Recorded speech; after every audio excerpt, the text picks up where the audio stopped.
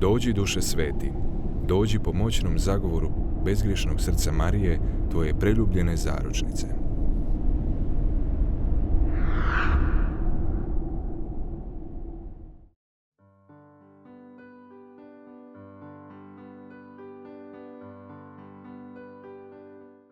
Iz Evanđelja po Mateju.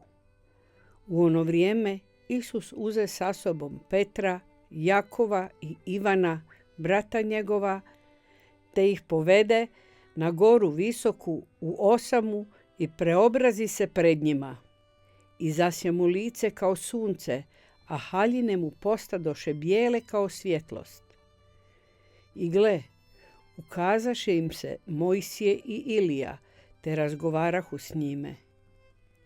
A Petar prihvati i reče Isusu: Gospodine, dobro nam je ovdje biti. Ako hoćeš, načinit ću ovdje 3 sjenice, tebi jednu, Mojsiju jednu i Iliji jednu.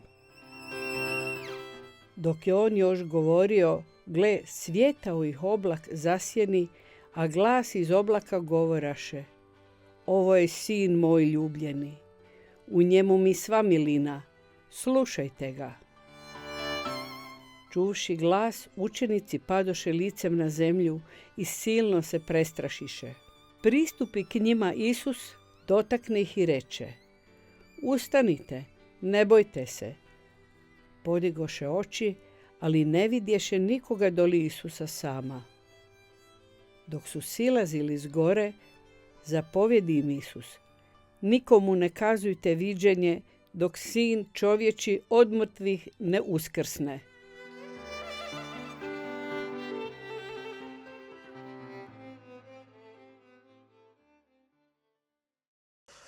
Dragi brate, još draža sestro, svako ti dobro.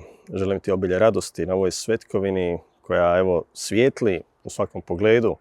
Čuli smo malo prije kako nakon truda, uspona i uzbuđenja da dođu na vrh te planine u vrijeme molitve, nebeski Otac čini da Isusovo lice se preobrazi, da ti i ja možemo vidjeti iskreno, istinsko njegovo proslavljeno lice, ali kako nas to ne bi zbunilo, kako nas to ne bi odvelo u nekom krivom smjeru, da mislimo sad da je stvar u nekoj šminki ili nečem takvom, glas nebeskog Oca govori: Ovo je sin moj ljubljeni, slušajte ga, u njemu mi sva milina.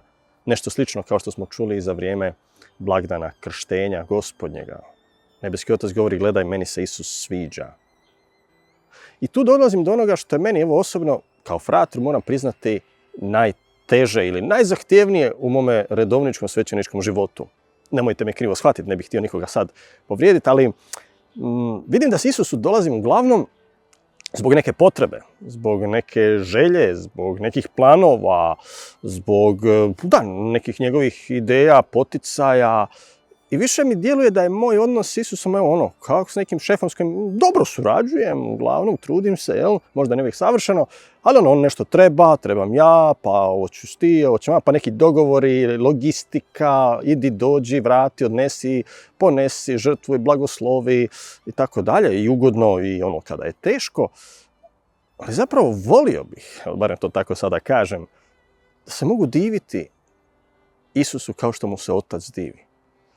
Da mogu jednostavno gledati njegovo lice, bez da od njega nešto tražim, pitam ili da nešto sad nužno nudim. Aha, Isus me gleda, Isus vidi, imam nešto prodajem, ima kod mene nekih dobrih molitava, pa evo Isuse, ako hoćeš još koju molitvicu, onda ne znam, nešto ti, opet neka klasična transakcija, ekonomija.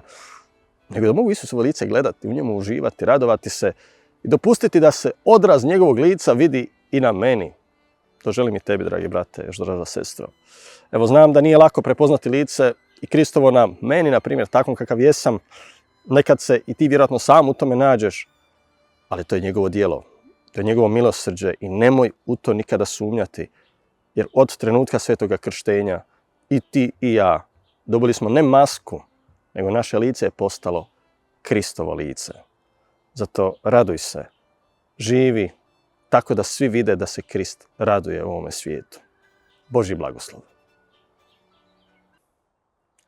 Dragi brate, još draža sestro, hvala ti što nas pratiš, što slušaš naše videe, hvala na svakom lajku i šeru. Pozivamo te da se uključiš u ovaj projekt jednom malom donacijom. Samo s 1 eurom možeš nam pomoći da snimamo 30 dana ovih videa. Možeš sudjelovati u njima i omogućiti da Božja riječ dođe i dalje. Hvala ti od srca na tvojoj ljubavi, na tvom milosrđu i neka ti Gospodin uzvrati svojom mjerom.